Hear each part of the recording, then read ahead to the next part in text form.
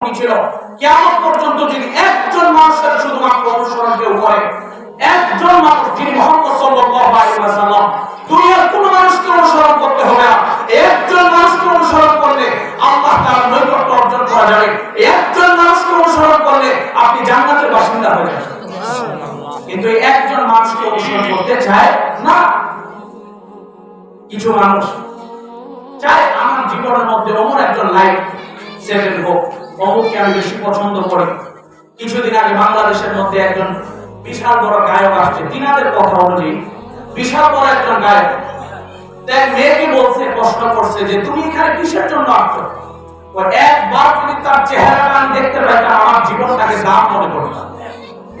একজন গায়ক আসছে পাকিস্তান থেকে, তো তিনাকে বাংলাদেশের মেয়েরা দেখার জন্য, বাংলাদেশের ছেলেরা দেখার জন্য টিকিট কাটে ঢুকছে। যারা অনলাইন ফেসবুক চালান তারা জানে, না তার বললাম এটা আপনাদের সামনে।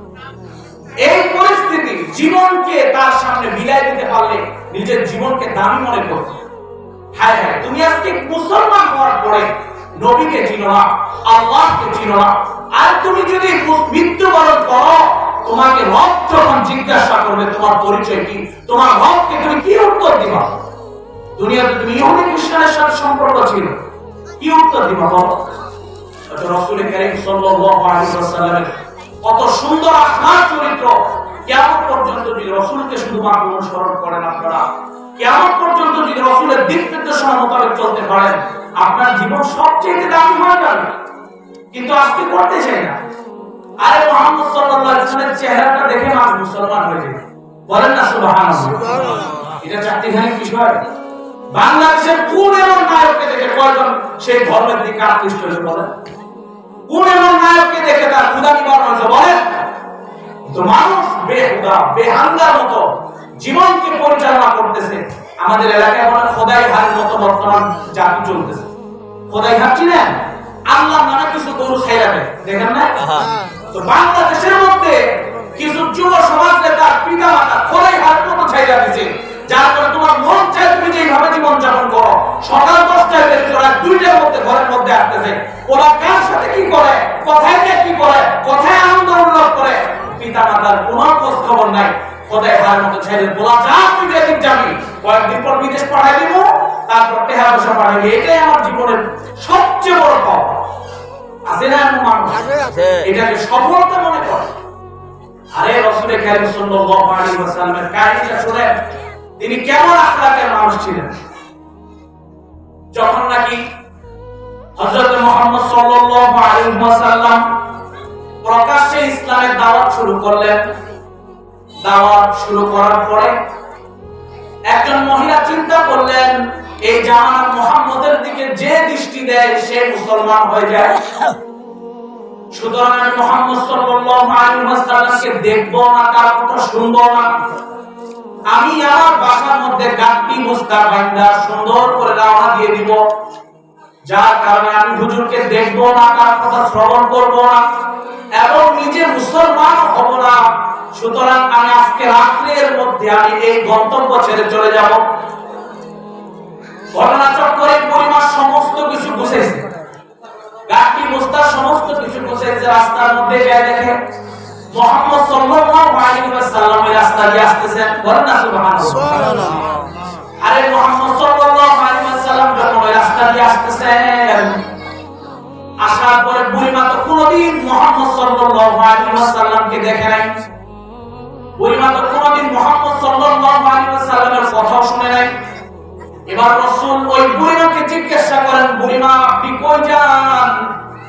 তো বুড়িমার কথায় উত্তর দিয়ে বলে, এই যুবক তুমি জানো এই জামানার মধ্যে এমন একজন মানুষ আবির্ভূত হয়েছে, যার চেহারা দেখলেই নাকি মানুষ ইসলাম ধর্ম গ্রহণ করে ফেলে, যার কথা শুনলেই নাকি মানুষ বলে ইসলাম ধর্ম গ্রহণ করে ফেলে। সুতরাং আমি ওই যুবকের চেহারাও দেখতে চাই না, তার সাথে আমি কথা বলতেও চাই না। আমি এই জন্য আমার বাড়িঘর ছেড়ে অন্য এক গহীন জঙ্গলের মধ্যে আমি রওনা দিয়েছি। এবার বুড়িমাকে বলে, বুড়িমা আচ্ছা ঠিক আছে। বুড়িমা এখনো জানে না তিনি মুহাম্মদ সাল্লাল্লাহু আলাইহি ওয়াসাল্লাম। বুড়িমা সুন্দর চলতেছেন, বুড়িমাকে এবার বলতেছেন, বুড়িমা আপনার গাড়ি বস্তাটা যদি আপনি কষ্ট না মনে করেন, আমাকে আপনি দেন, আপনার গন্তব্য স্থান পর্যন্ত আমি এই গাড়ি গুলোকে আপনার পৌঁছায় দিব। কত সুন্দর হুজুরের আখলাক। কিন্তু বুড়িমা সুন্দরভাবে ওই যুবককে ভরসা করে গাড়ি বস্তাগুলো দিলেন। কিন্তু বুড়িমা এখনো জানে না তিনি মুহাম্মদ সাল্লাল্লাহু আলাইহি ওয়াসাল্লাম। পুরা রাস্তা যাইতেছে আর বক বক করতেছে, মুহাম্মদ সাল্লাল্লাহু আলাইহি ওয়াসাল্লামের নামে বদনামি করতেছে। একটা মানুষের থিওরি দেখবেন, মানুষের যখন 40 বছর অতিক্রম হয়ে যায়, মানুষের খিটমিটে মেজাজ হয়ে যায়, আছে না? যেমন কালিমার মধ্যে একটা শের আছে, চেহেল সাদে উমরে আজিদাত গুজার মেজাজে তো আধার টিফলি নাগাস। মানুষের যখন 40 বছর অতিক্রম হয়ে যায়, মানুষের মেধা শক্তি বাচ্চাদের মতো খিটমিটে মেজাজ হয়ে যায়। এইজন্য বুড়িমা চাইতেছে আর মুহাম্মদকে বলতেছেন, কিন্তু মুহাম্মদ সাল্লাল্লাহু আলাইহি ওয়াসাল্লাম নিজের জবানকে একদম চুপ করে রাখছেন, কোনো কথার উত্তর দেয় না। বুড়িমা এবার গন্তব্য পর্যন্ত যাওয়ার পরে এবার যুবককে জিজ্ঞাসা করেন, এই যুবক, আমি কতগুলোই না কথা বললাম সেই মুহাম্মদের বিপরীত, সেই মুহাম্মদকে কত গালিগালাজ করলাম, তুমি তো কিছুই উত্তর দিলা। এবার বুড়িমা বলে, এই যুবক, তুমি তো বলো তুমি কে? এবার রাসূল কারীম সাল্লাল্লাহু আলাইহি ওয়াসাল্লাম মুস্কি হাসি দিয়ে বলেন, এই বুড়িমা, এতক্ষণ পর্যন্ত যে মানুষটাকে আপনি গালিগালাজ করলেন, এতক্ষণ পর্যন্ত যে মানুষটাকে আপনি অপমান করলেন, ওই মানুষটার কেউ দো জাহানের সরদার আমি মুহাম্মদ সাল্লাল্লাহু আলাইহি ওয়াসাল্লাম। এবার যখন বুড়িমা জবান থেকে কথা শুনছে, মুহাম্মদ সাল্লাল্লাহু আলাইহি ওয়াসাল্লামের জবান থেকে যখন এই কথা শুনছে, বুড়িমা অবাক হয়ে গেছে। আর যে মুহাম্মদকে আমি এত গালিগালাজ করলাম, যে মুহাম্মদকে আমি এত তিরস্কার করলাম, কিন্তু তার আখলাক এত সুন্দর, তিনি তো একটা বদনামি আমার করলো না, তিনি তো একটা কথার জবাব আমার দিল না। সুতরাং আমার মনে হয় দুনিয়ার সব মানুষ খারাপ হইতে পারে, কিন্তু এই মানুষটা খারাপ হইতে পারে না। সঙ্গে সঙ্গে রাসূলের হাতে হাত দিয়ে সঙ্গে সঙ্গে বলছে, আশহাদু আল্লা ইলাহা ইল্লাল্লাহ ওয়া আশহাদু আন্না মুহাম্মাদান আবদুহু ওয়া রাসূলুহু। বুড়িমার সঙ্গে সঙ্গে হাতটা দিয়ে মুসলমান হয়ে গেছেন। এই পরিমাণ আখলাক ছিল রাসূল কারীম সাল্লাল্লাহু আলাইহি ওয়াসাল্লাম। কি সুন্দর আখলাক, আল্লাহু আকবার। বুড়িমা এত গালিগালাজ করে, কোনো কথা উত্তর দেন, চুপ, একদম চুপ, কোনো কথাই বলতেছেন না। কি সুন্দর হুজুরের আখলাক, দেখছেন? কি সুন্দর হুজুরের আখলাক।